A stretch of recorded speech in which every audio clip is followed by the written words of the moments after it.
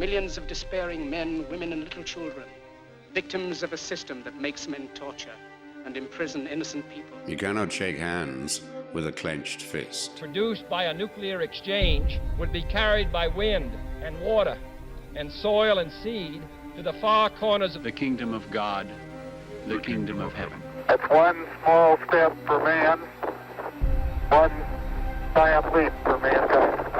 We're not saying that planet Earth is coming to an end. We're saying that planet Earth is about to be refurbished, spaded under, and have another chance to serve as a garden for another civilization. Most of the people in here are just your reflections. They're your mistakes. 1776 will commence again if you try to take our firearms. 1 million of the planet's 8 million species are threatened. You are what you repeatedly do.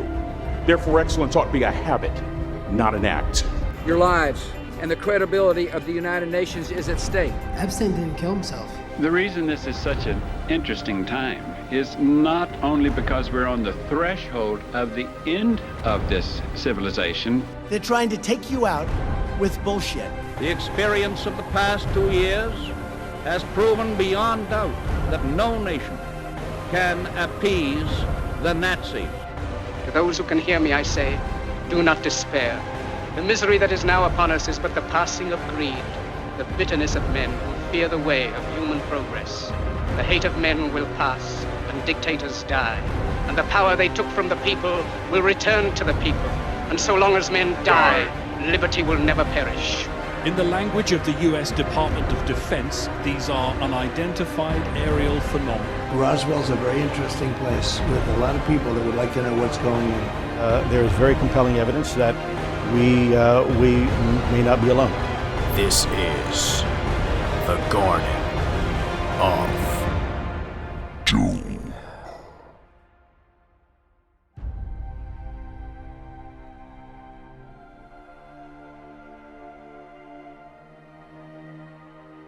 Welcome everybody into this week's episode of Garden of Doom, and we have a very special guest this week, as we often do.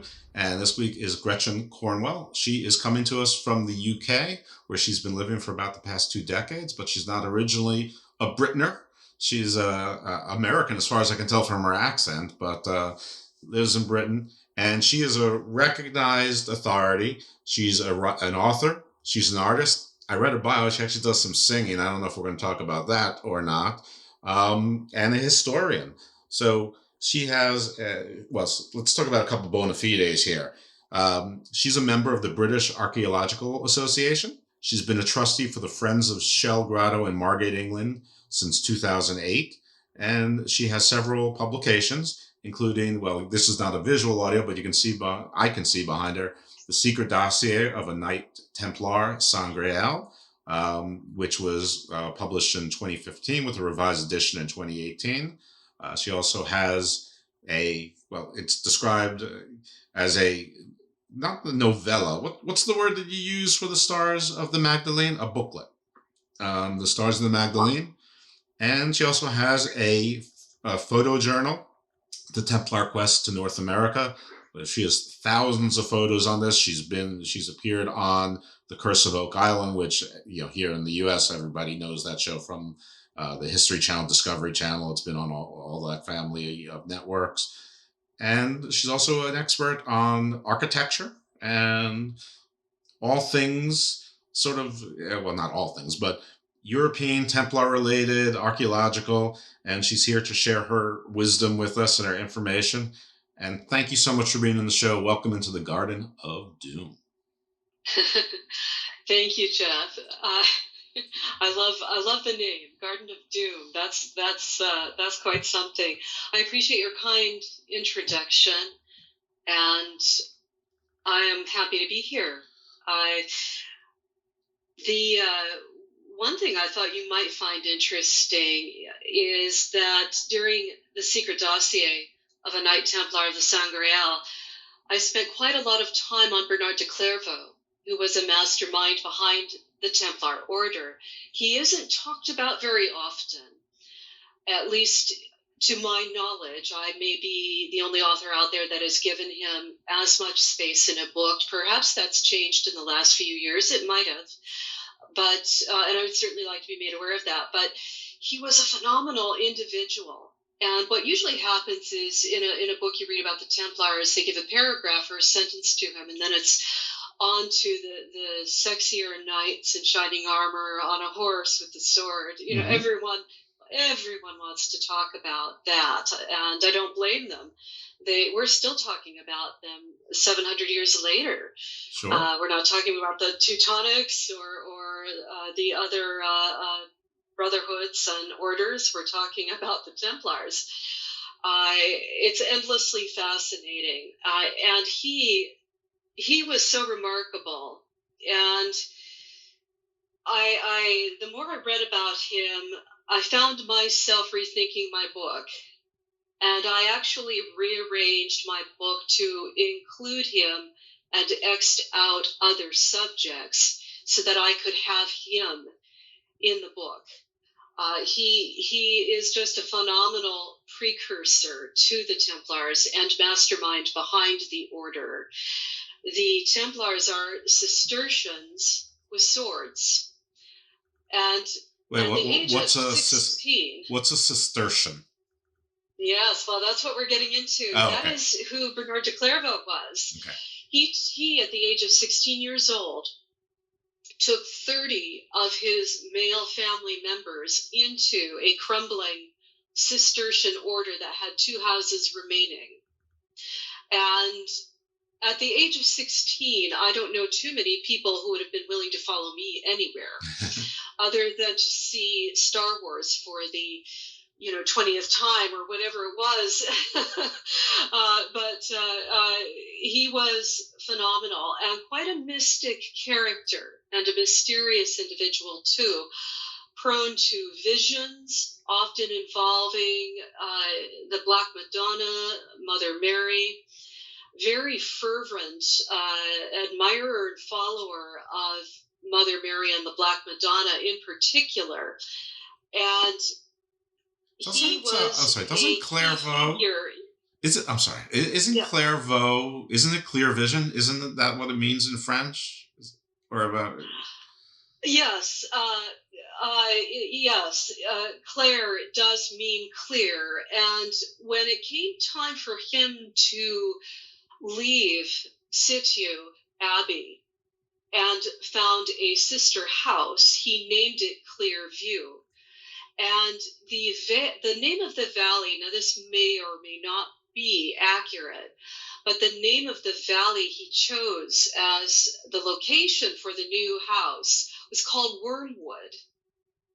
So, and it was a boggy, nasty, dank, swampy area.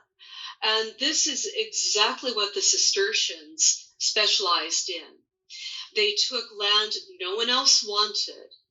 They worked incredibly hard to drain it, turn it into farmland, and it was usually set aside and out from towns and villages. And they farmed, they grew incredibly wealthy, raising sheep for wool.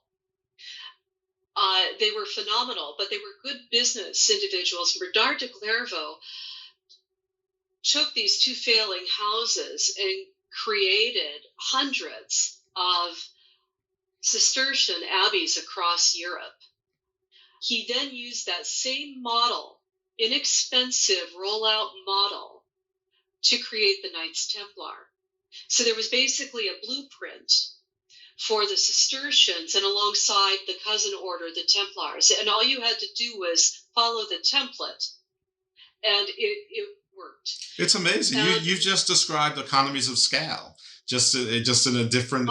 It's like almost like a franchise, and someone built like Radio Shack, and from Radio Shack they went to Best Buy, and it's like the same concept. Well, I guess that's how you get someone to follow you when you have a history of quick success at a young age. We're seeing it with the .com and the tech industry. A lot of these sort of the 20-somethings. They're billionaires. So that's amazing. It is, and he became a very much loved figure. He was slim. Most church prelates were overweight, gluttonous, drank a lot, no discipline, wearing silks and jewels. Their one of the main complaints was the amount of wealth one had to have to create an abbey. So he made it possible for royals, aristocrats, nobles to have a Cistercian church or abbey on their lands without it costing them the sun, moon, and stars. In fact, he discouraged bejeweled altarpieces. Now, I think that snuck in perhaps later in the future, but what his main focus on was soaring architecture, that when you walk in to a space, it's all about light coming in from the windows and about being raising upward and taking you into a different place of awareness for a time and making it financially feasible for a less well-to-do noble aristocrat to afford to have their own abbey. And society at that time, it was almost something that you had to do. And status. You know, religion was life, and it was entertainment, it was education, it was everything. Yeah, Europe wasn't even Europe yet. Right? Wasn't Europe still called Christendom then? Oh yes, oh yeah. Your life was ruled by that. So, you know, to a degree that we today cannot fathom, because our lives are guided by free will in a way that truly hadn't been seen in hundreds and hundreds of years. So we're quite fortunate, but that is certainly another topic. But he was a genius. He was well educated. He had scribes following him, and he would dictate letters. He rode on a mule. He traveled quite a lot. Interesting character. There was one of his own Cistercians later in his life that was causing quite a lot of trouble in Germany and preaching against the Jewish population base. He actually went to Germany, arrested him, hauled him back home, and spent time speaking there about not being hard on the Jewish population base, and said, look, these are your cousins, and it is not the will of God that you attack them. So, fascinating individual. But he was very focused on scholarship. He did go to a university in his time, and was involved in many what I would call a mystic conspiracy, which is certainly what the Templars were involved in. But architecture was incredibly important. The Cistercians were geniuses at hydraulics, moving water 2.5 miles away into one abbey in France, where this arid, dry place then became a very successful farming industry. What years are we talking about here? When was he alive? Well, okay, so the Templars achieve their start in 1119, and they have been in the Holy Land for 9 years. At that point, they come home to France, and it's all very unusual, because here you have these 9 men who are basically sent. Hugh de Payne goes there, and they are invited to a real estate plot that's prime. They have access to the king's palace, which is not far off. They're on Temple Mount, which they use as their stable. And of course, the lore that they dig underneath Temple Mount for 9 years is real. But this unproven order is given prime real estate. And of course, Bernard de Clairvaux's seal of approval is on them. And he is sent to the Middle East and given that accolade. These 9 men are given the accolade of being able to take Temple Mount as their base. And of course, they are there to look for sacred objects. And it is my thought, and I'm not alone in that, as you know, that they did encounter something of great value and came home as heroes.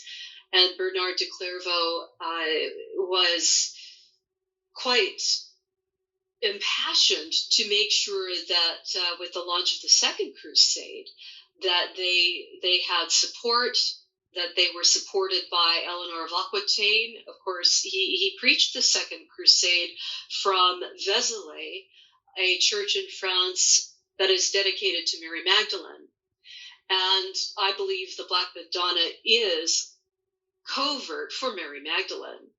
So he, manages to get the king of France and his wife, Eleanor of Aquitaine, one of the most powerful women in Europe, to go there. And he asks her, make sure you support the Templars, and she does. And I have a mini theory, and I've never said it out loud, so we might be breaking some news, and it might be insane, but it might be good. And because everyone, the mystery is sort of, how did this unproven order, basically 9 warrior monks, get this area of land, as you pointed out, Holy Land, near the Temple of Solomon, near the Palace of Solomon, and be able to be bankers in a time where it was a sin to basically bank, to loan money. And how did these 9 knights, how are they able to safely extend credit when pilgrims and protect pilgrims, forget 9 against the world, but to make sure that when the money was deposited, that they get to another castle and the money was safe? And my theory is that they weren't always necessarily successful in preserving the wealth, but they always had stores and stores of wealth under them. And so that was so that even if they lost the money en route or in transit or to bandits, or they had to pay off the caliphate or whatever, which some people, are saying that they were secret Muslims and whatever. I think maybe they just paid it off, and they always knew that they had this basically endless treasure trove, that they made their credit good, and that way that's how they built their strength, and it was very purposeful to be over the treasure of Solomon to help to build this so that one day it would be viable on its own economically and have enough knights for that, but that they actually didn't necessarily preserve the pilgrims' wealth. They actually used it to buy safe passage, and then came out with the stores of gold or whatever, and were able to say, here, look, here's your weight in gold. Absolutely. We all know that they were not necessarily always making the best decisions. And they made some terrible battle mistakes that cost them dearly, and probably financial mistakes as well. But they had a good business model to start with, and that helped them for the 200 some odd years that they were in business, as it were. But yes, and the need for pilgrims to protect the pilgrims was real. I mean, you could find yourself halfway across the Mediterranean and be chucked overboard and robbed. Mm-hmm. And the Templars would never do that to you. But the original 9 knights could only do so much physically. Plus they were digging. But they had, absolutely. And they did subcontract. They were keeping that secret, right? I would agree with you. And the truth is, the Cistercian order and the Templar order both had lay brother systems, where you could join as a lay brother. You might never become a monk. You might always be a lay brother in the Cistercian order.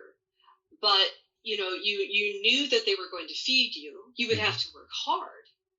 But they were able to have a labor force of volunteers, practically, to help them do the heavy work. So there's no reason why the Templars wouldn't have done the same thing, contracting out laborers. You're right, I hadn't thought about that before. But they are the same order. One just carries a sword and is martial.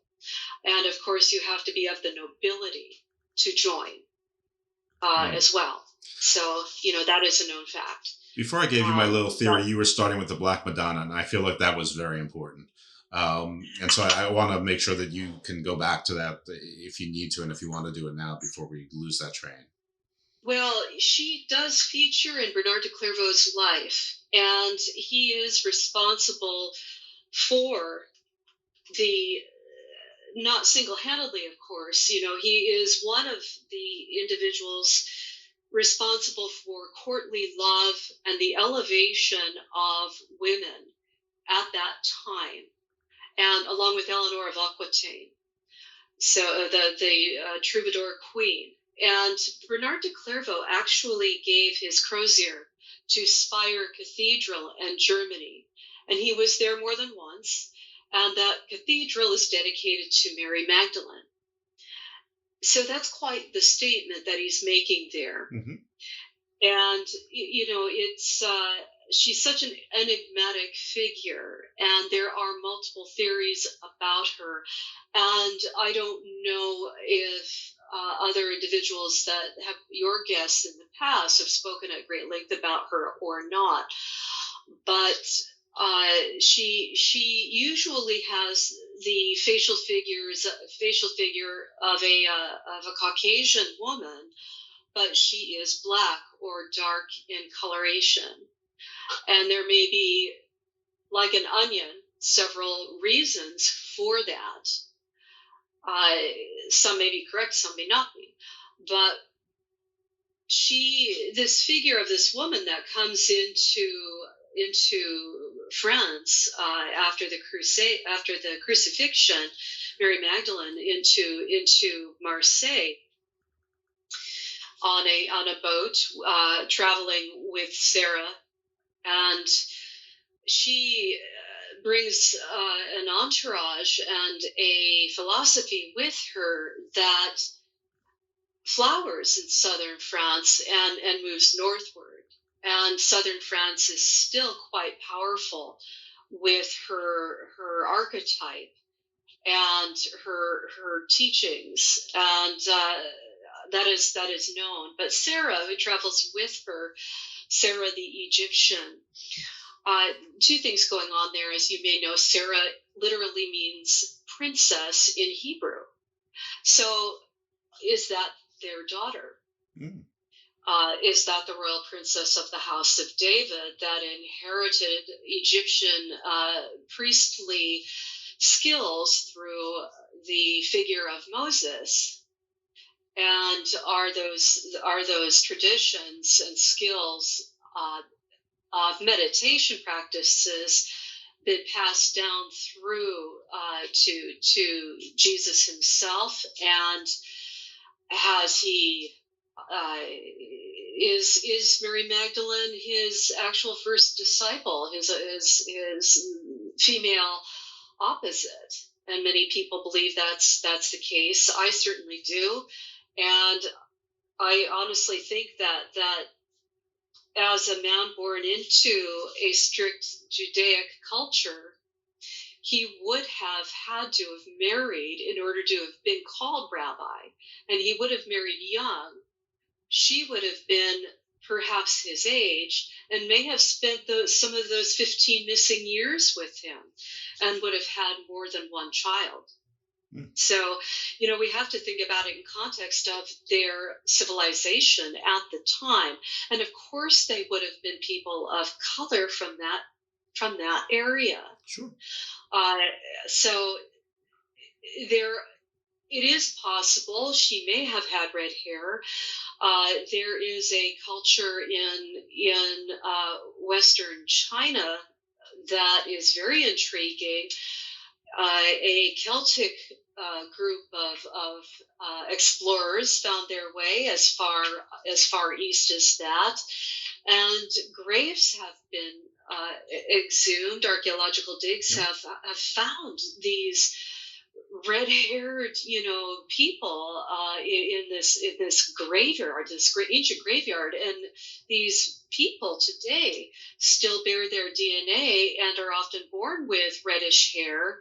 They find it incredibly embarrassing, and some of them even shave it off or color their hair. They don't want to have red hair.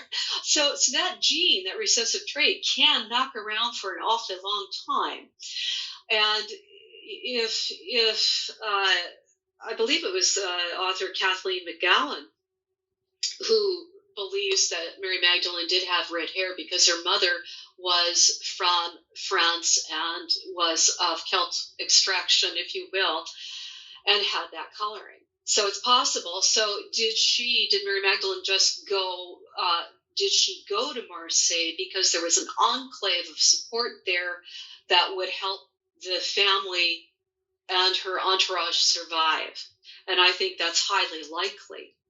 So I think it's very possible there was a Jewish conclave there and people there that they could merge into and be safe with. So that's very possible.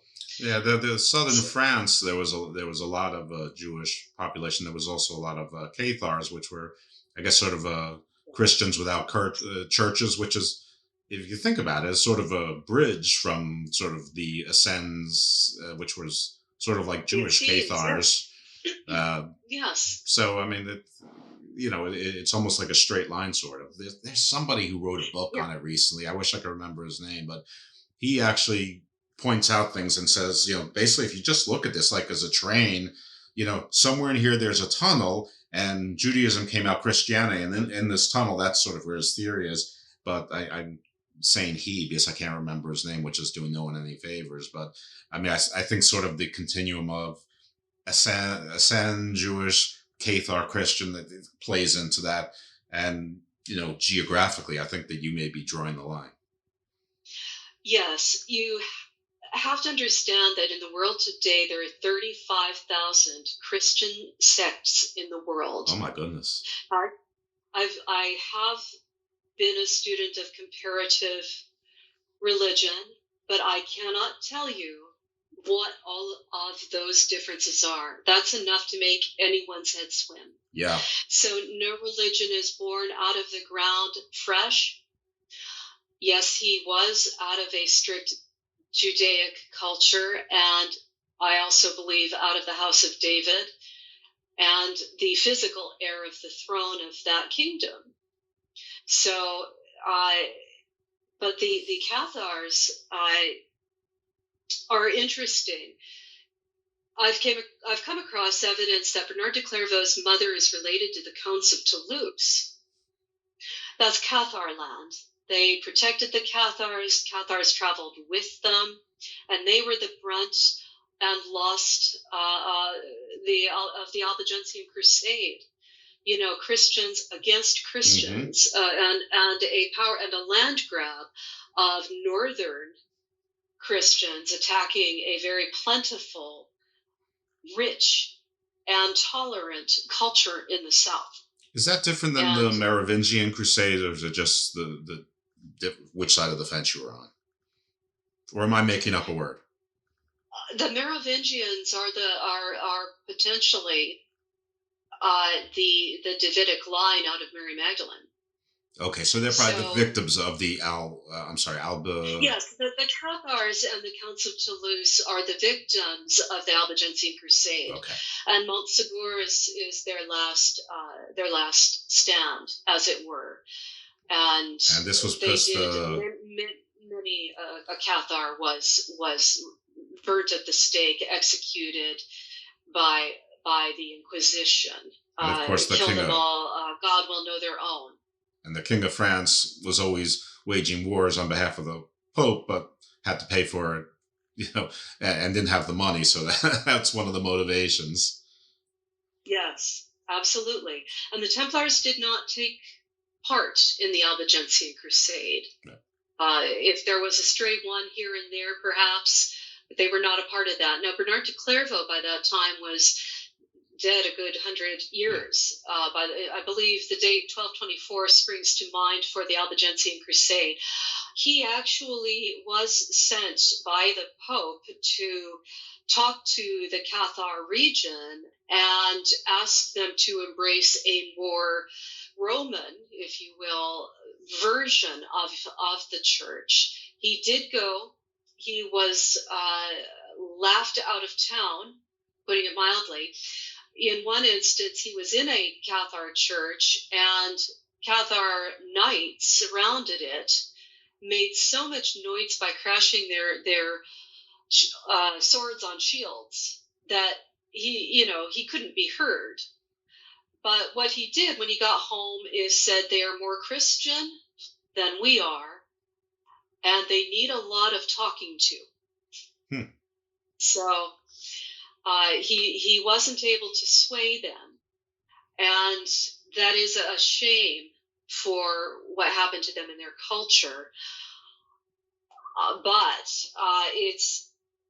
I do believe also, and this is something I've written about in my book, that Bernard, of course, he was in the north. He was born in the county just east of Normandy.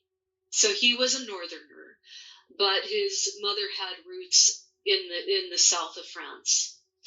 He did not take on board Catharism, and I think one of the reasons is because they didn't believe in having children as one of their tenets of their faith. Whereas the Church of Rome did believe in that. You've got to produce a congregation that you can tax and keep the church going. So it's all about tithing. It's all about being able to financially survive the centuries. So if Bernard de Clairvaux was protecting great secrets, which he was, they're not going to be protected in the Cathars because they can't spread and survive efficiently. And he was all about efficiency in creating a template, either Cistercian, which was non-martial, and the Templars, which were martial. That template, they were based in towns, cities, and importantly at crossroads, so that they knew who was coming in and going out. And it was a way to gather intelligence. So you've got both of those rural environment. You've got the rural covered, and you've got the cities covered as well. Right. You've got the communication, the mail system, the banking system, and the information system all in one sort of efficient hub for, well, not efficient hub, but almost like if you look at the French metro or the DC metro lines, and you light up where you want to go. It's sort of like that, which was, an amazing feat for the time. I mean, logistically, it takes a visionary to come up with that, even that concept. He was a genius, and today he'd probably be a rich tech fellow. But if he was the same individual, he would come with philanthropic desires. He would feed the people outside the gates every day. Sometimes he'd have as many as 200 starving people outside the gates. And he slept in a cell under a stair. So, and at first he didn't want the Templars to eat meat. They were all supposed to eat fish, but they couldn't maintain the rigorous physical capacity they needed to be knights with eating fish. So he had to give way on that and allow them to have a heavier protein diet. But the Cistercians themselves were famous for creating ponds that they could grow their own fish, basically, and to be closer to Jesus by eating fish and having a simple diet. So, interesting person. Is that where the word much loved? Is that where the word cistern comes from? Like a well or underground carafe of water? Oh, you are probably right, because they were masters of engineering of wells, of water, moving water, maintaining water, absolutely, irrigation, farming. And then, of course, the Templars carried that forward, and their fortress at Acre, in the last stand, Acre, so Americans often call it Acre, in Israel. That is incredible, and they've in recent years discovered this massive underground tunnel that led from the Venetian quarter. They were in league with the Venetians for travel, and would either hire their craft, their vessels, or buy their own ships. And there's always a lot of, forgive me, I've jumped around a bit here, but there's always so much brouhaha going on about whether or not the Templars own ships. It's pretty simple. You know, if you're on the coastline, you have ships. If you're inland, you don't have ships. And yes, they did have ships. And this piece of information that is always dismissed by the academic community, and I do not decry the academic community. I work incredibly hard to use academic techniques to vet information against other sources and make sure that you get it right. But when I'm going to get this wrong, Sir, is it de Charnay, had been arrested in 1307, October 13th, at his trial. His testimony, he actually says, and he was a younger man, they owned the 18 ships at La Rochelle. That's important. Yeah. They had the La Rochelle harbor. The Templars owned 18 ships. Now, I've been there. It's not that big of a place. And Eleanor of Aquitaine gave them that port. She gave them so much land on that coastline, and I was there. On that coastline, and it's incredible. It's such a big place. France is a big country, and so I suppose if there is a necessity, so that the Templars were moving gold, to avoid the main street under Acre. If they were moving gold down that tunnel to get it to their main fortress, and it was crowned with golden lions, that is amazing stuff. The symbol of that city, the symbol of David, the lion of the bloodline. Mm-hmm. And their last stand, and they managed to. Some of them were able to get out. Not everybody, of course, we know that, but the shipping was important, and I've been studying that lately. I am on Facebook. I did put out a short video on my time at Temple Cressing in England, which is north of London. What they did was they had a massive farm. The barns, these two massive barns are still there today. The Templar well at the location, which I believe is 45 feet down, that has been in use for centuries. A beautiful place to visit, fascinating story, and I'm investigating that because one of my areas of interest is the survival of the Templar Knights after 1307. And I believe they did survive, and I believe I have found evidence of that survival at that location. I can't go into everything right now, but there is a continuance of a main family at that property that has survived all the way on up through the Tudor era. And it's fascinating, but this is an example of how the Templars used land and water to move their goods to support the Holy Land. And as you said, they were using subcontractors, yes, and also bog standard bread and butter items such as barley and wheat horseshoes. These are all things that were shipped out to support their brethren in the Holy Land that they were manufacturing here in England. So what they would do is at harvest time, they would load these barges up on the River Brain. And that's an ancient Anglo-Saxon word. It sounds funny. It's spelled B-R-A-I-N. I was wondering. It doesn't mean that. It actually is a very ancient Old English term for, I believe, like a black pool, or I believe that's it. Like Dublin. I may have misremembered that.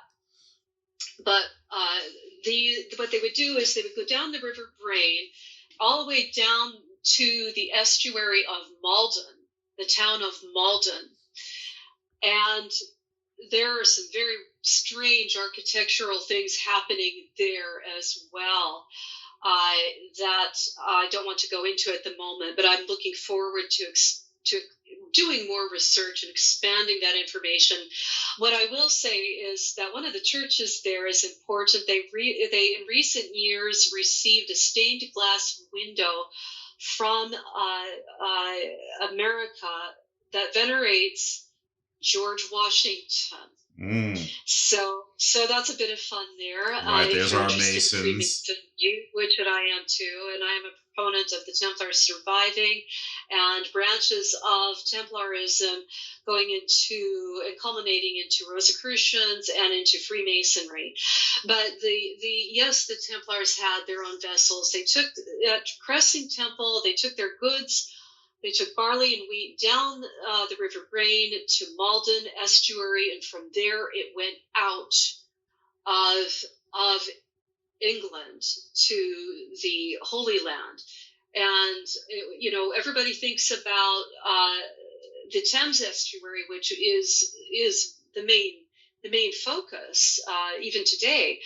But there certainly are other. Well, England's an island, but so ports. Yeah, I mean, but Thames. So that's a very place. For anyone who doesn't know, the River Thames is on the east side of England. It's the river that goes into and through London. You've seen it a million times on every TV show that involves London or movie. And, and of course, London, back to pre-Roman times, Lundin and Londinia, or, was probably a prime town city before it was called Britain. But obviously an island has more than one river, just like the East Coast of the United States has more than one river. Absolutely. And to give an idea of France is vast, and Chateau de la Rochefoucauld, I went there in 2018, and it sits on the corner of two rivers. And they're not that deep, but obviously a source of fish and wealth for the castle there. But Vikings penetrated from the coast all the way inland to Chateau de la Rochefoucauld.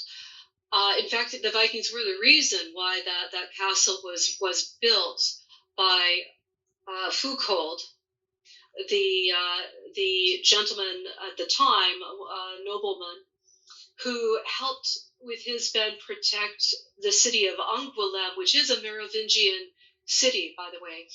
And if you're at Rochefoucauld Castle by car, it takes 4 hours to get to the coast. So that is how profound rivers are to travel in that time frame. And this was around, I'm getting this wrong, probably at the end of 800 into 900, when Foucauld decides to build a castle on that rock. There's no foundation base. That chateau there, it literally means Foucault's rock. Roche in French is rock. Oh. So, but that's tremendous. So if a Viking craft that it can get inland that far, the Templars, also likewise used rivers as a road, a freeway. Sure. And it was safer travel than hiring a bunch of guys on a horse and carts and trying to go overland. Very difficult, very dangerous, very insecure with bad weather, roads, tracks washing out, bandits, you name it. So the rivers were safer. Yeah, that makes sense logically. Certainly makes sense. Sure. The Vikings. I mean, I think they rarely use just one ship. So when they would do their raids. So yeah, it makes perfect sense. Where are we talking to? I mean, I think when we think about France, I mean, sort of know where Paris is, but maybe not anywhere else. So where would be like the entry point of this river, and where would be the exit point, or sort of geographically in France, just so we have some sort of idea. The River Charente, which is, I would say it's a little more than halfway down the French coastline. It's like a midpoint. It's a very important, massive river. I'm forgetting forgive me, I'm not retaining certain things at the moment.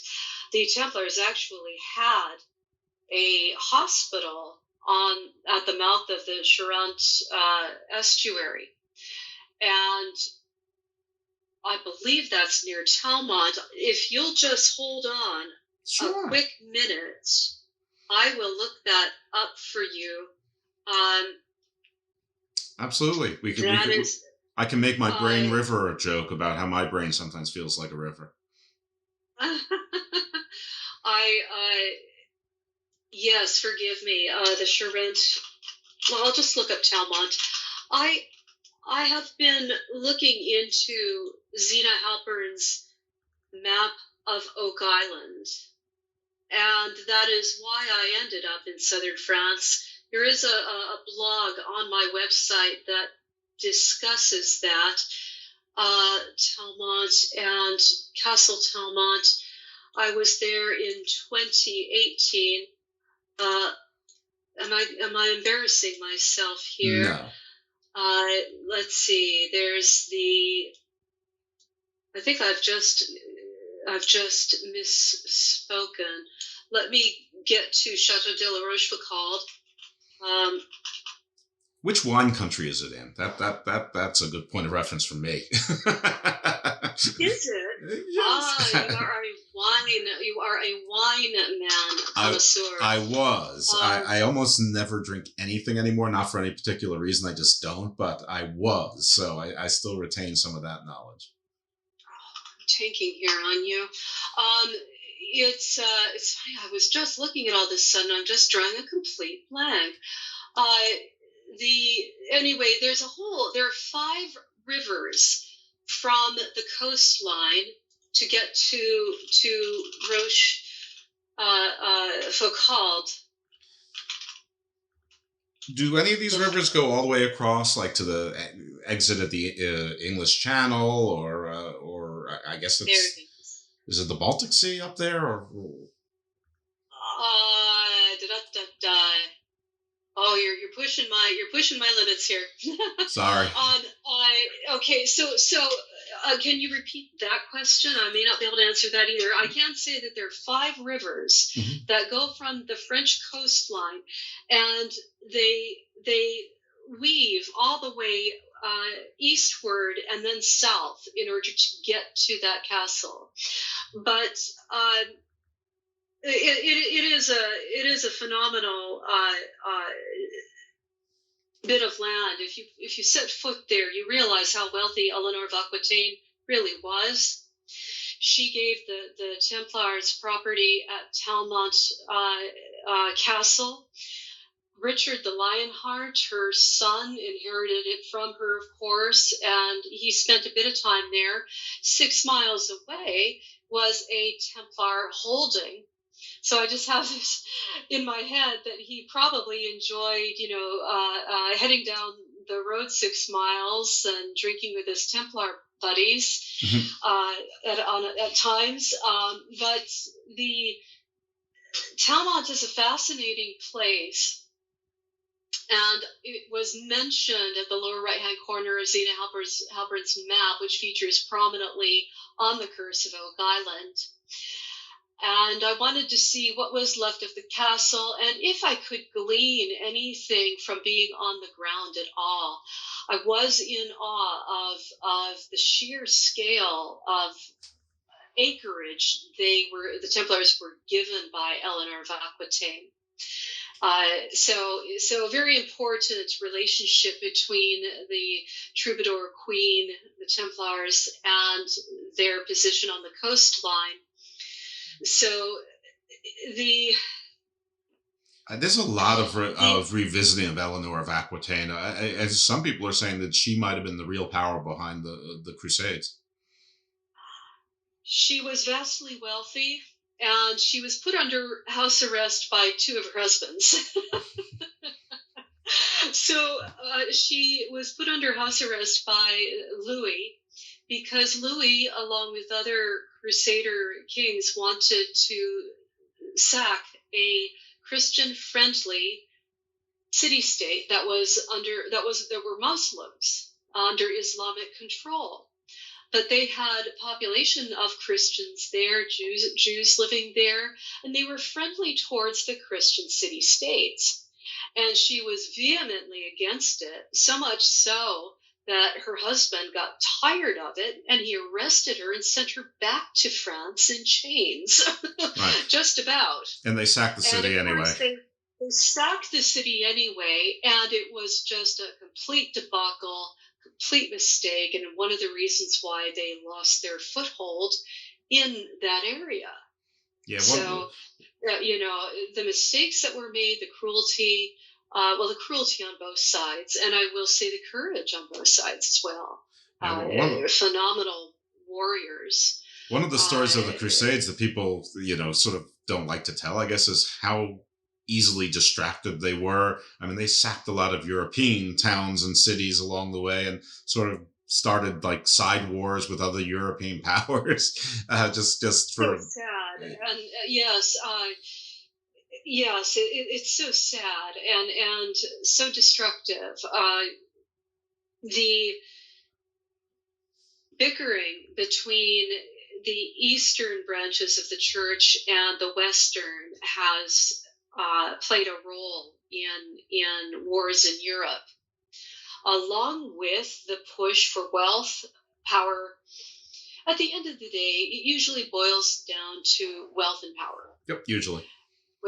Whether you're prince of the church or whether you're a secular prince. Yeah, or whether you're the second, anything other than the first son, anything other than the firstborn also played a role in it as well. Yes, and that is a real reason for the growth behind the church is second sons. Mm-hmm. They had to go somewhere. Yeah. But for Bernard de Clairvaux to take 30 of his male relatives, some of them married knights, they have their own castles, they have children, they have lives, and they walk away from it all. And I believe he came across at some point in his career that he knew there was something of a sacred nature, of a practical nature in the Holy Land. And if they believed that they were of a lineage out of the Davidic house, then was the mindset, let's go back to the original birthland and reclaim our royal priestly items, holy relics. Well, Holy Mission always helps to motivate people feel like they're doing the right thing. So I'm trying to think, and I admire Bernard de Clairvaux, but he incited, if you will, the Second Crusade and managed to get royal power behind it, and they were successful. Well, don't forget, this is the Garden of Doom, so, I mean, we do not, try to debate against negative outcomes, whether they're unintended or otherwise, because it is doom. That's not why the name came about. I've told the story a million times on the show how the name came about. We don't know, nobody who's listening wants to hear it again, but it has no relationship to the show as it is now. It's just, it's a recurring joke. But doom's welcome in the Garden of Doom, as is the garden. Growth and lush, and also a large garden with lots of meandering trails and rivers. So let's go to what your one of your passions is, which is their exit from the Holy Land and through Europe back into France and perhaps beyond. Yes, that's a perfect lead to. I do think they went to Scotland. I do think they went to Portugal. Portugal is a Templar state. Bernard de Clairvaux's nephew was the first king of Portugal. And Bernard de Clairvaux managed to convince the Pope to let this land that was wrested from the Spanish crown to be recognized as a sovereign kingdom under his nephew as its first king. Am I wrong that Portugal literally means the port of Gaul, which was the name for France before the Franks? No, I didn't. That could be. I might have made that up. Port of the Grail. So that is the sum total of Portugal right there. Okay, there you go. And of course, I've been avidly watching Lost Relics with Carl Cookson and Hamilton White. What those two have done is incredible. I admire what they have done, and they have given proper airtime to Portugal. The King of Spain allowed Templars to remain. Switzerland, they absorbed them as well. The Teutonics did. But then you have the 18 ships at La Rochelle, and I believe there were more than that. For one thing, if you're in Paris, you're not going to get from Paris, the Paris Temple, to La Rochelle in one night. Mm-hmm. It's impossible. And unfortunately, the escape of is it de Charnay? I might be getting the name wrong again. With 3 loads of gold, carts of gold, with 150 men on horseback in the middle of the night, on cobblestones, being watched by the king's men. That's a decoy. So that's a decoy, and he was allowing himself to be arrested. And of course, the gold was absorbed into the crown, but nothing of sacred significance was taken at that time, or Philip le Bel, the king, would have used that to bolster his right to be king. So he got money out of those 3 carts, but the commander, de Charnay, was never going to get down the road to La Rochelle. It would have been impossible. So something was taken out that night down the river Seine and out to sea. And the Templars were trading with the merchant guilds and organically became part of the merchant guilds.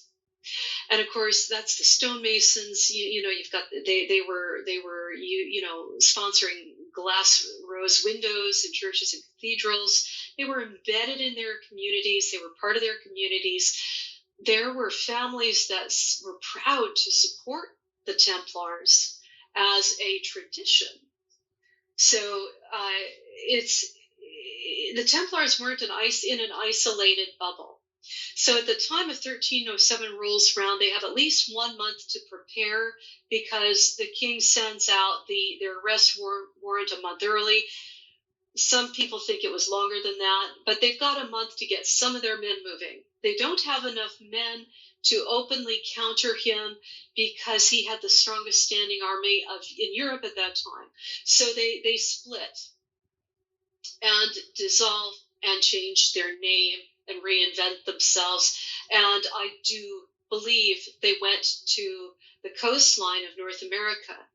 And I think that's highly probable and provable. If you look at what happened, and follow me here if we've got time. We do. William the Conqueror, Duke of Normandy, takes the English throne in 1066. In 1021, L'Axe and Meadows in Newfoundland was founded, and that was a ship repair station created by the Vikings, his ancestors. So, that's not, what is that? A gap of 40 some odd years there? Yeah, 45 years. So, the Vikings marry into the French royal family, because it's the only way the Merovingian family can protect Paris and save themselves. Yeah, well, Normandy is named after the Norse, the northern men, and Lyon was Norman as well, was Norse. Not necessarily Norway, but Scandinavian. Yeah, absolutely. Well, Denmark. Viking has become a large term, and I believe, if I'm not mistaken, that Rollo was Danish, but because he was raiding, I believe he might have been Danish, but that whole area of Scandinavia there gets lumped into Norway, but. That I believe that is correct. So Rollo marries into the crown of the Merovingian, becomes a duke, royalized overnight, and brings with him into the crown of Paris all of that naval capacity and skill and might and courage and knowledge, and of course translate that later of the North American coastline. So, we've got them in Newfoundland in 1021. So Oak Island is only 160 miles south of there.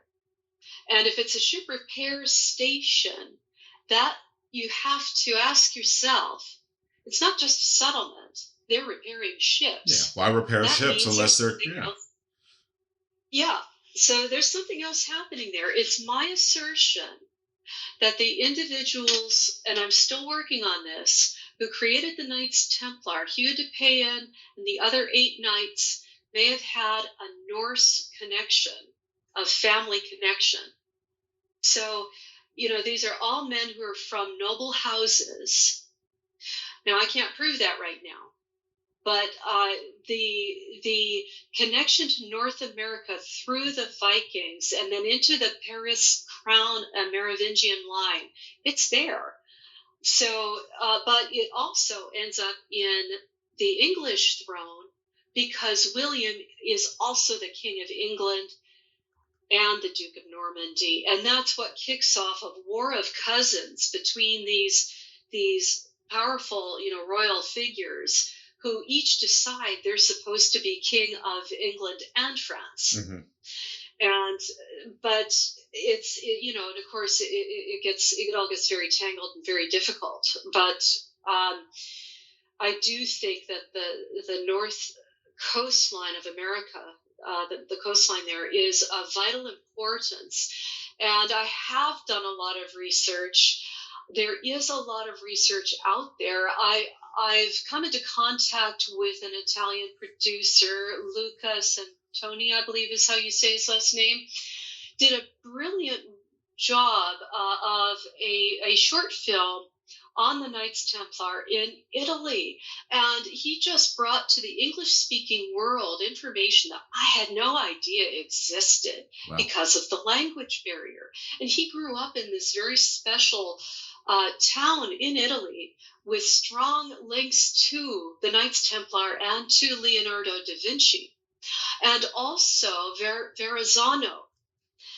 Verrazzano, there's a statue there in this town of him, and if you look up this producer, He's on Vimeo, and you can see his documentary there. Maybe I can send you the link and to share with your people, because I don't think it's on my website. I've been meaning to do a video on this. Sure, I'll post it on the page. With him next. He's going to be working with me next summer. But Verrazano, he's a dastardly character, but he's an incredible captain and naval commander, and he actually goes to North America at the bidding of the King of France. And the secret fur trade grows up where the Crown of France is actually sending junior houses who want to create fame and fortune for themselves to the New World. And that, I believe, has been going on since the Vikings were in Newfoundland. I believe that the Templars were followed on. They were bringing back wood, gold, copper, fur. They were bringing back resources to prop up their infrastructure in Europe and maybe even the Holy Land. And there's no competition at the time of the Templars in North America. Let me try to see if I understand it in a complete layperson's viewpoint or words. So the Vikings basically purposefully or otherwise found their way to North America. We know that they colonized Iceland. I mean, in fact, the Norse Edda were written in Iceland. We know they made their way to Greenland. There's a lot of information that they made their way to North America. So with the Norman connection, Norse, Norway, Normandy, Norman connection, that possibly or probably some of these people were related, or the information just got passed down because of the power knows power, and the Templars who escaped from the Holy Land, and nobody ever gets completely eradicated. Nobody ever, any place has. I don't think it's ever happened. There's always survivors. Always. Every swords and sorcery story that teaches us that. There's always one. So with this institutional knowledge, you're allowed to laugh. And with this institutional knowledge, they followed the paths of, let's just call them their cousins, from only a couple, 200 or 300 years ahead of time, which, probably sounds like a lot now, but a lot of history was oral and different, was oral histories were kept longer. I think now we need to read more or look on the internet or whatever. Our memory base, our historic memory is much shorter than theirs would be. So they follow the path of their cousin forefathers to North America. And at that point, they basically were the only ones doing a North Atlantic trade route. Whether they were doing beaver pelts or whatever, who knows? But they were trading and fortifying between some of the ports, Portugal, Scotland, wherever in Europe, between Europe and North America. And in that translation, that some of the treasure and or holy relics may have made their way to the what's now the United States and Canada. Now, of course, you made a Star Wars reference earlier. So if we learned anything from Star Wars in 1977, and that's that it's easy to smuggle things with hidden compartments in ships, just like the Millennium Falcon. So certainly you could build secret holes or containers or hide things in the netting and webbing and the orlop deck and the mizzen deck and all the extra sails and stores and grog tanks that they had for these ships. And so things made their way to North America. Do I have it sort of right from a, from a high school sophomore point of view? That's perfect. And I apologize. I did bounce around quite a lot, but I did go into quite a bit of trouble. Well, you're the expert. To show that's what it's okay. It would have been possible in my book, The Secret Dossier of the Knight Templar of the Sangreal. I outlined navigation tools. We're at in our modern world. We tend to think of ourselves as being at the pinnacle of our game. We've achieved a lot as the human race. We've achieved stunning works. And certainly, I'm not saying that navigation then is as accurate as it is now, but I do think that there are ancient navigation secrets that lasted through the Middle Ages beyond what we give credit for today. But I can't remember what year it was. It may have been around 2006. A Elizabethan warship sunk, had been investigated, and a navigation box was brought up.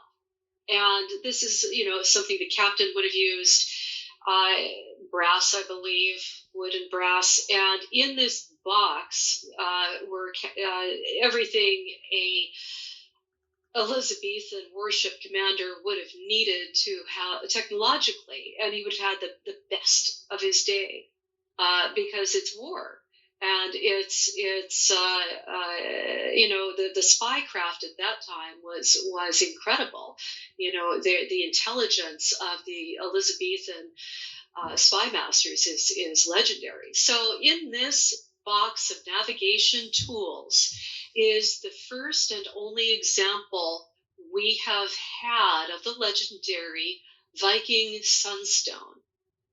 So the Viking sunstone is mined in Norway, only in Norway. You can only get it there. It's called optical calcite. And you can see through it on a cloudy day and find the sun on a cloudy day. And you can incise it with lines that can help you plot the sun so that you can navigate across large expanses of water. What was that doing? Latitude and longitude, right? Warship. Fascinating. Yeah. Raises a lot of questions. Now, I'm certainly not saying I have all the answers, but I believe I can find a lot of evidence, and I believe the evidence is there. It just has to be put together. So, and that is actually what led me to North America to begin with. I have stepped away from my project in Wisconsin, and I still think that the project is worthy. But that location in Wisconsin that I highlighted in the photojournal could be the cousin location to Ross Castle in Nova Scotia, New Ross Castle. Very controversial location. It is my thought that there are multiple stone fortresses along the St. Lawrence River, and that's in my book, the photojournal, and that the Templars would have gone through the St. Lawrence River Valley and also through the Hudson River Valley, because that's the lay of the land. And there they encountered, in the south in the Hudson River, they encountered the Mi'kmaq. Further north, they encountered the Mohican. And there is interesting lore about Native Americans encountering yellow-haired people pre-Columbus. And what recently came to light is a mural that was restored in the Vatican apartments 2 years prior to Columbus's journey. This mural was finished of celebrating a sea voyage, and you can look it up online. And in the lower section of this mural in the Vatican apartments are Native Americans, early depictions, probably the first depictions of Native Americans in Europe 2 years before Columbus. So, Columbus is the poster boy for the Vatican push into the New World, and he's an interesting character himself, but it is my assertion that the Templars had been going there repeatedly, maybe not constantly, but repeatedly. since the Vikings were there in 1021. So they invested because they knew that there was something to invest in. Yeah, and it's fascinating, and I look forward to investigating that further as time goes on. I am going into a busy period of time after the new year, where I'll be writing a book that I had hoped to have out in August of 2020. So that project got delayed. I found myself looking after my mother during COVID, and ended up spending 14 months with her, and she's now being cared and looked after by my other 4 siblings. And so she's an astonishing woman of intellect at 90, and we enjoy talking about these matters together. And I also truly enjoy talking to my father about this, and it's just such an intriguing, wide and varied field. And you as the host of your show, you encounter so much information, and it's just fascinating and exciting, and broadening out our horizons. And so I'm looking forward to starting up my book again.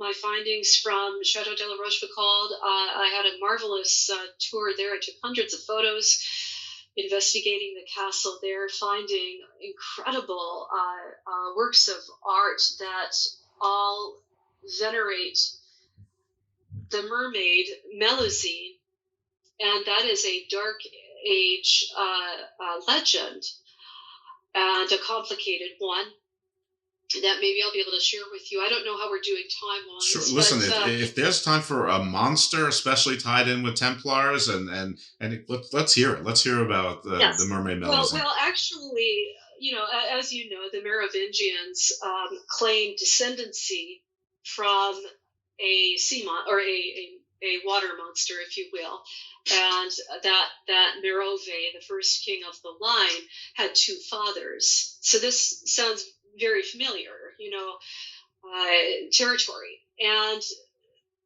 not too far. Wait! I can't let you off that. So, where is the familiar territory?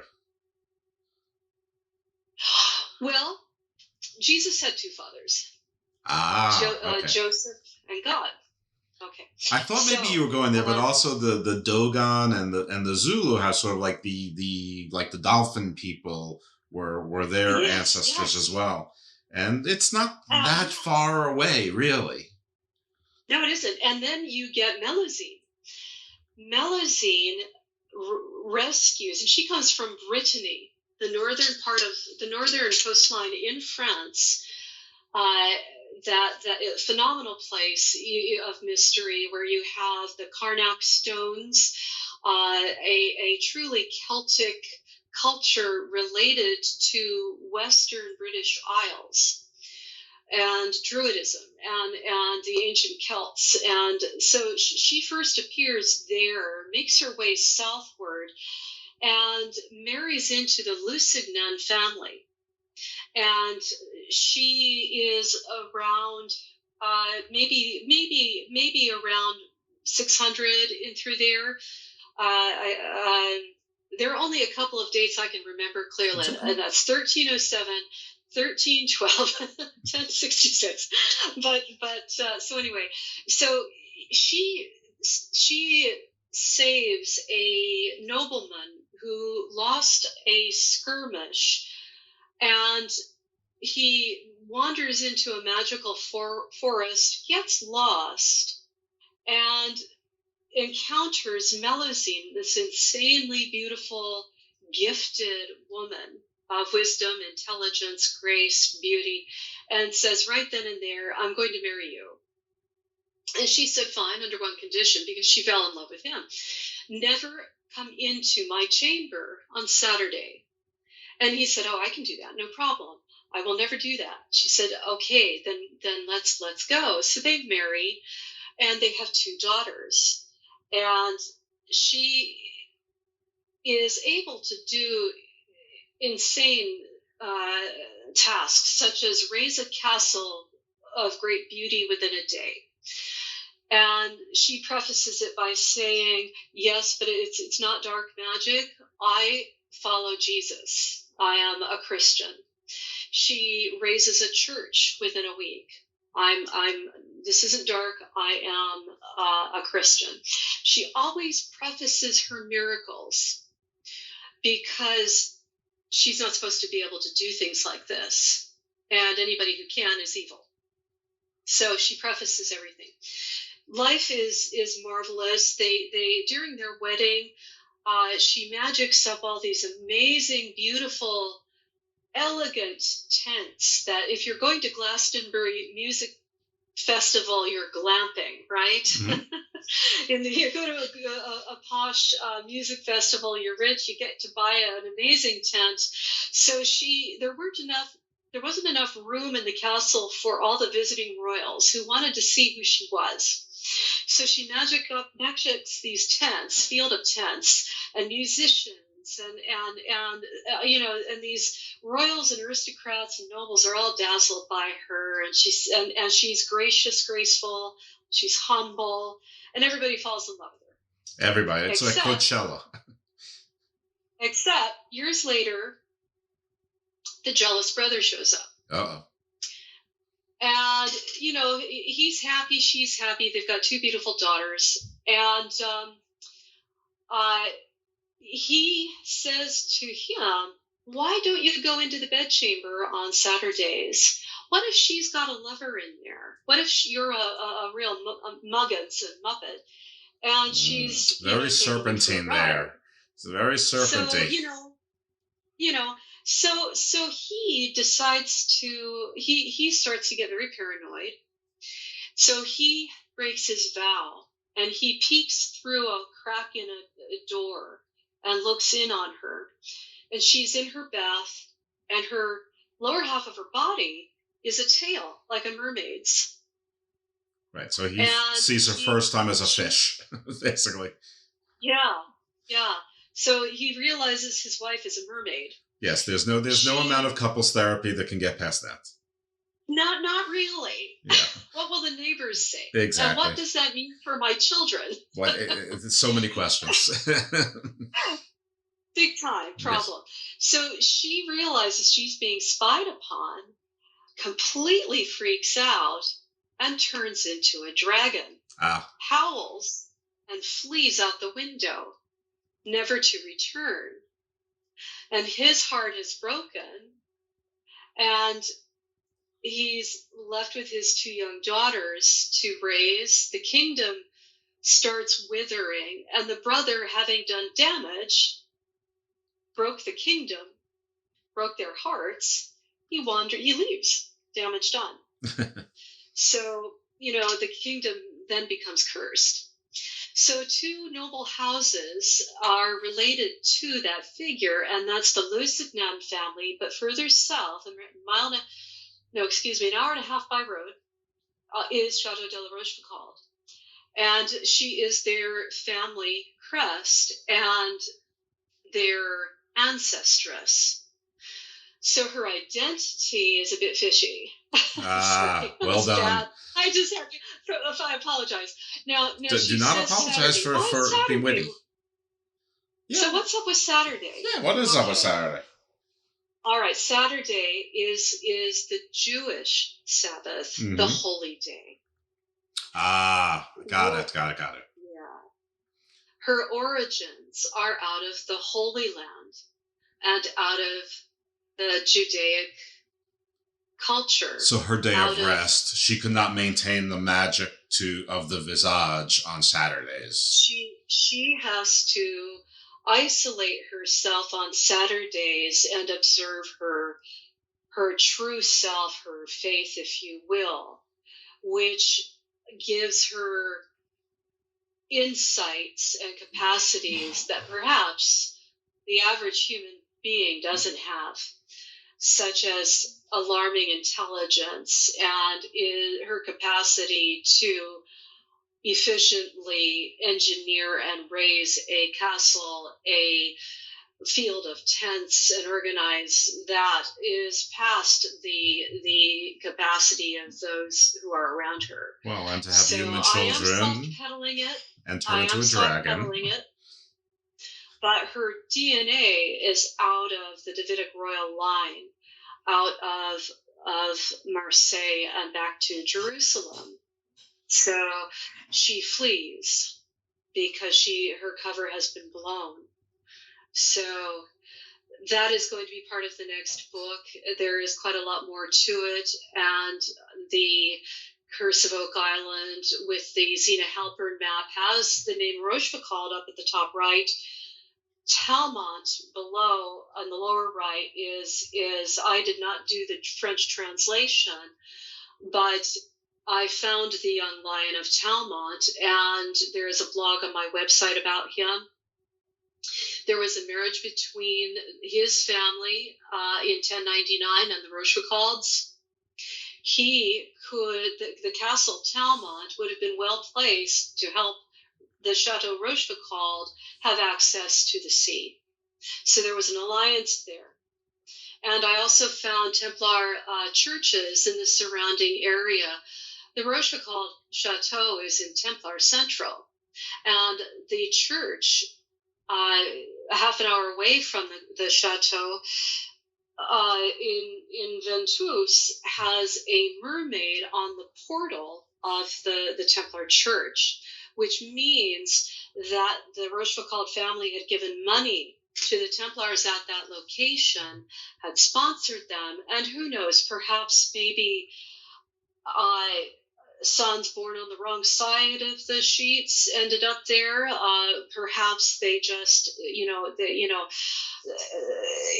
having sons born out of wedlock was not uncommon for nobility, and some of them actually become kings, like William the Conqueror. He was called William the Bastard. Oh. Charles II, his son born out of wedlock, the Duke of Monmouth, should have been king. And that's another very dark story, a very sad story as well. And his descendants are still alive today and holding their title. But he would have been a much better king than James. Would have been a much better king. So anyway, things don't turn out the way they should, hence the doom. But Melusine is a very dark figure, and when you're constantly being chased by a rival that wants to rule the world and only allows men as part of the scenery, then you've got to be careful. So that moment where the brother contrives and manages to out Melusine, that could have been a very dangerous moment for her. So would she have then been murdered? Did she have to go? Was she actually a shape-shifting dragon? Can she be murdered? Say again? Can she be murdered? Is she vulnerable in her human state or any state? But I'm thinking we're tracing her back to Davidic, and we can go back a little bit further, perhaps. Another very beautiful woman who sort of turned into a dragon and fled, Lilith. It sounded a little bit like that. I don't know. That's and absolutely. So I don't know. And it's a female counter story to the birth of the first Merovingian king. So you've got two stories of aquatic beasties, if you will, of exceptional capacities, and you end up with a meta human, a meta child, one that can outshine any other human being around them, and that causes jealousy, that causes problems, and once you become successful, people start taking shots at you, even if you're just bog standard human. Yes. So,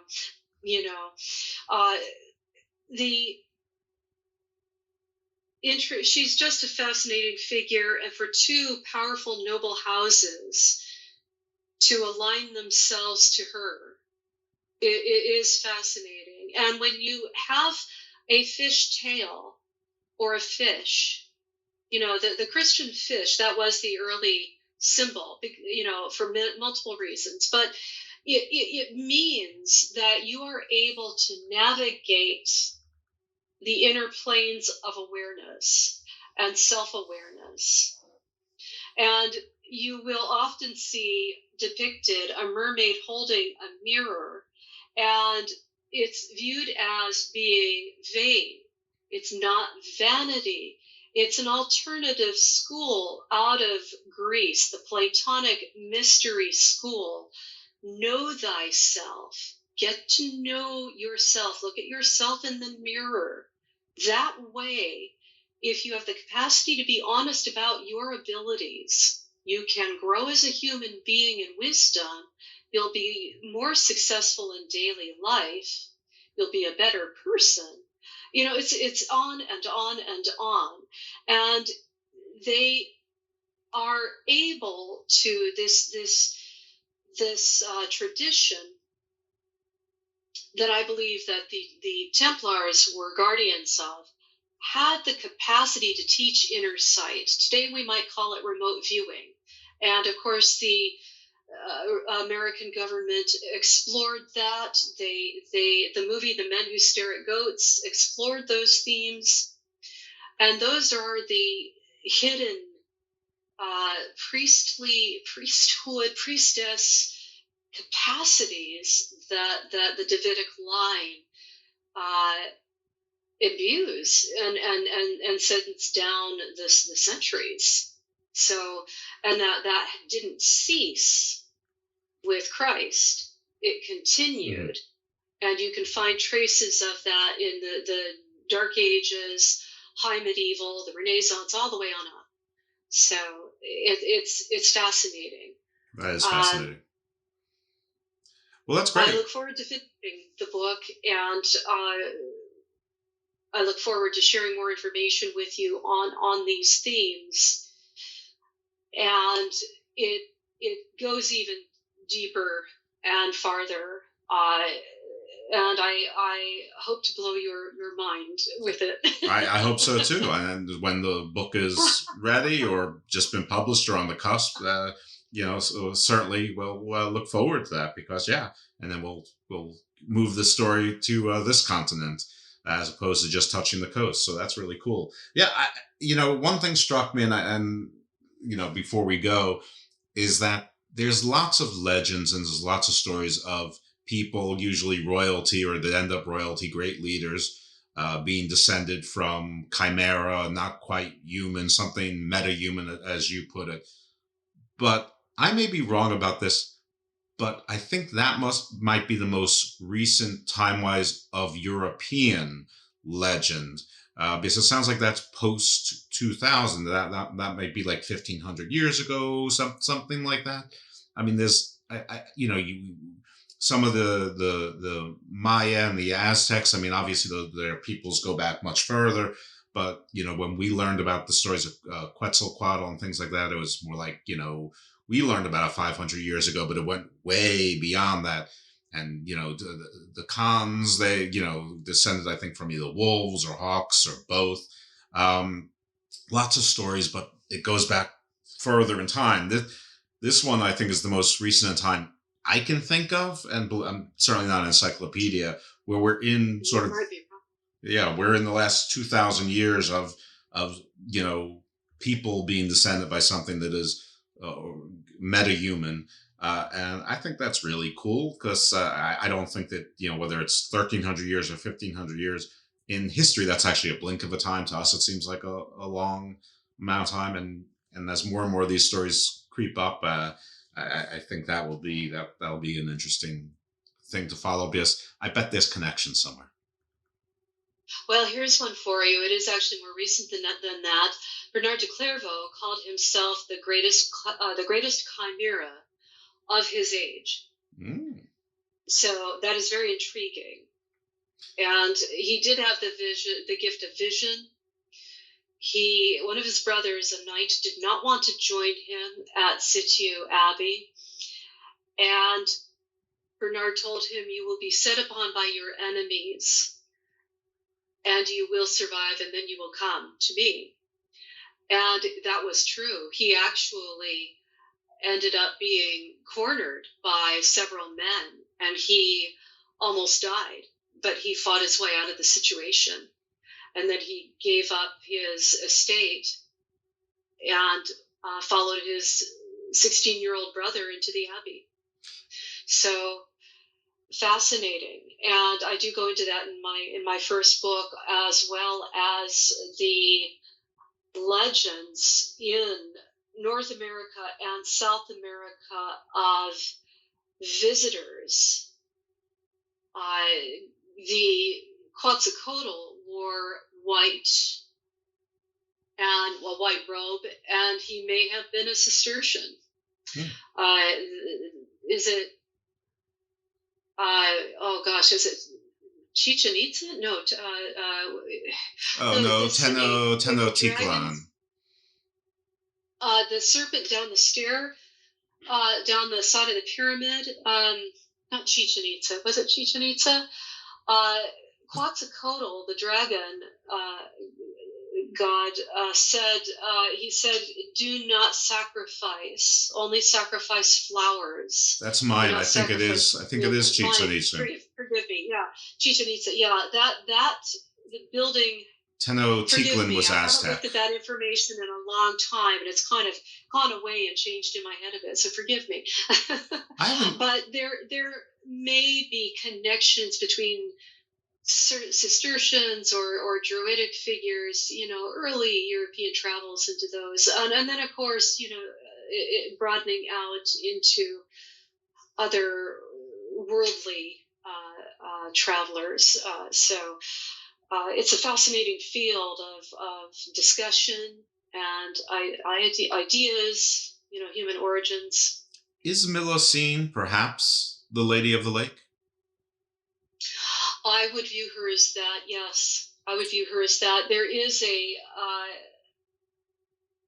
there are interesting stories surrounding rings, charming fish, Saint. Well, Lancelot was in France, and he was raised underwater. Exactly. The Dark Age saints are very, very interesting people. Saint Bridget, of course, has attributes with Goddess Bridget, but the Lancelot of the Lake, Lady of the Lake, you would look at a Merovingian as having the attributes of water, because you can swim through the waters, you can penetrate the inner planes and have that capacity, and that's what that means. It's when you're talking about the capacity for humans to shapeshift, that's another ballpark entirely. I admit that I have not gone down that path, but I wouldn't rule it out in the future. But for now, I'm keeping it to the capacity of the human being to be in charge of, at will, their central nervous system and their energy body in order to heal. Jesus said, "You will do greater things than I," and yet we're not allowed to. So, the Dark Age saints are really compelling. Some of them walk on water. Some of them raise people from the dead as they heal. They're practically doing the things that Jesus did. So True. Whether that's wrong or not, I don't know. But it's really interesting reading. Some of it might be malarkey. It probably is. But the capacity of the human being, I believe, has been cut off by, and I am not anti-Catholic, I am not anti-religion, I find a lot of golden threads through religions and through the people who are in their religion, who love and are devoted to their path with unshakable ferocity. But again, I go back to there are 35,000 different Christian sects in the world. One of the streams of Christianity that swims alongside Roman Catholicism that requires you to have a priest be the intercessor between you and Jesus and then God is, according to this Lady of the Lake, Melusine tradition, the Mary Magdalene tradition, is cutting you off from personal responsibility. Yes, we all would like and do have and need mentors, but we are all ultimately responsible for our inner plane and our connection. We have to do it. We have to do the work. So that's the difference, and that's heresy. And so if you're meditating with purpose to accomplish something, that's heresy. You should not need a priest to get to God. You should be able to do it yourself. Jesus said, go into your closet. Be secret about it. Don't tell anybody. And get into the mindset to commune with the all that is, the great divine, and become who you were meant to become as a human being. And for women, it's tough. I love being a woman. I'm a feminine woman. I appreciate when a man opens a door for me, and that's my right. I like that. I appreciate it. And I believe in divine union of a world with men and women. What is so important for women is that they need to realize their divinity too. And if Jesus was married, then she was worthy of being his partner. So then it can get political, but it's also incredibly spiritual. And it is important to understand that she was baptizing people in a pool in southern France and doing the work that he did. And she carried it on. And that church, she was the original Lady of the Lake. That church has always been at odds and in danger from the Church of Rome that wanted to cut everyone off from themselves and their capacity to be with God.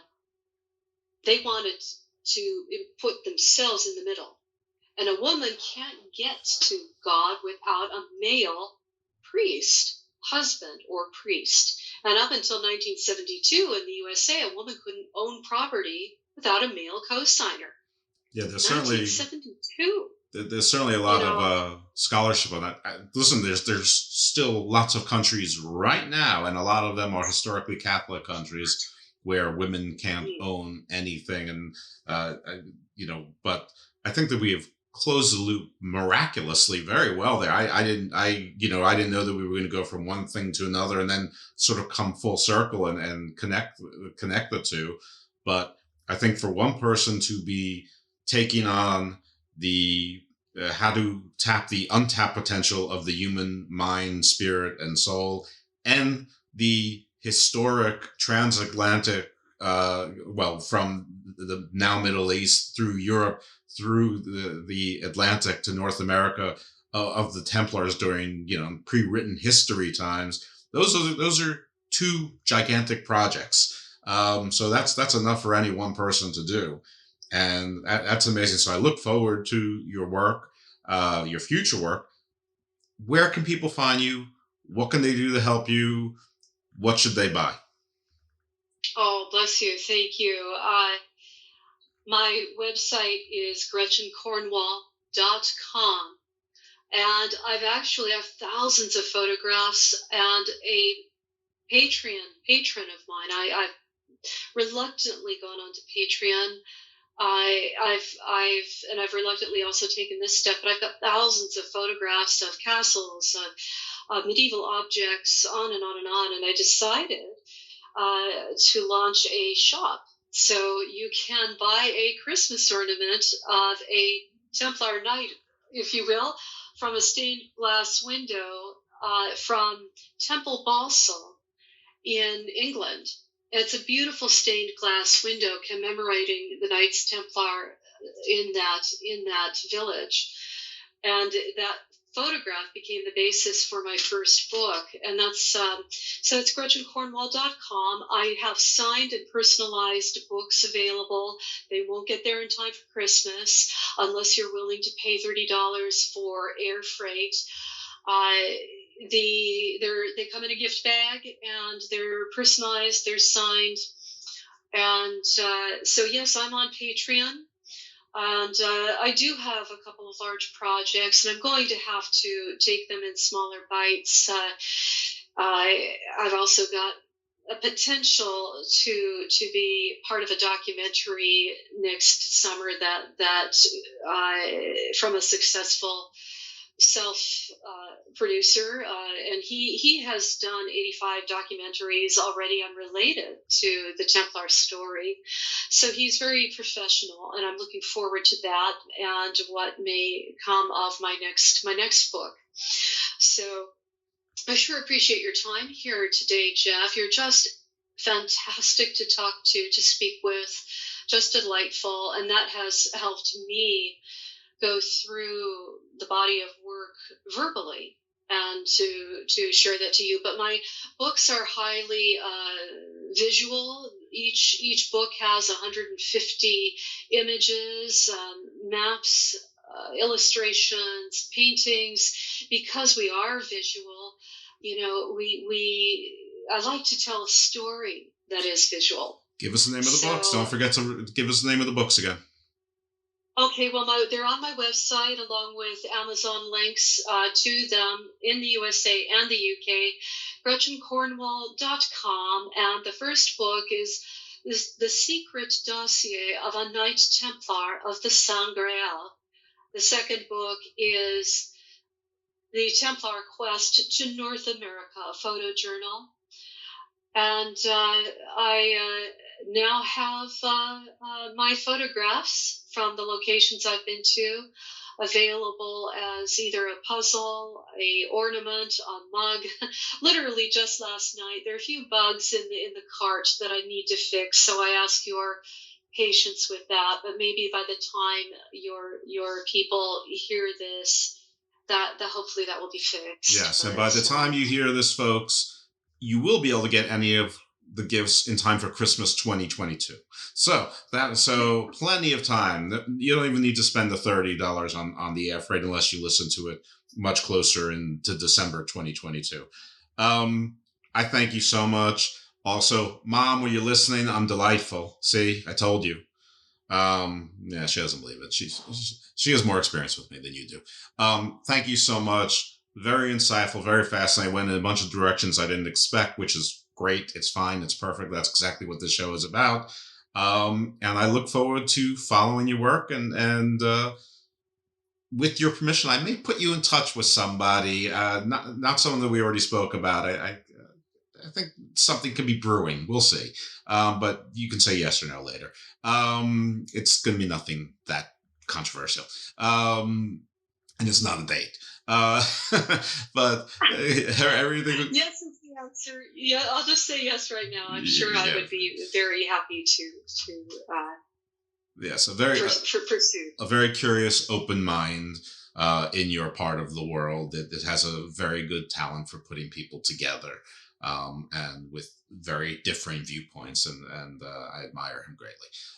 So I thank you again for your knowledge, your insights, your wisdom, and your kind words, of course, because I'm a small petty man and love the ego stroking. So that's terrific. You're welcome back anytime. Yes, live long and prosper. She's giving me the Spock. Live long and prosper. Live long and prosper. That is the perfect way to say goodbye. And everyone, we'll hear you next week in the Garden of Doom. Thank you very much for listening, and thank you one more time to Gretchen. Thank you.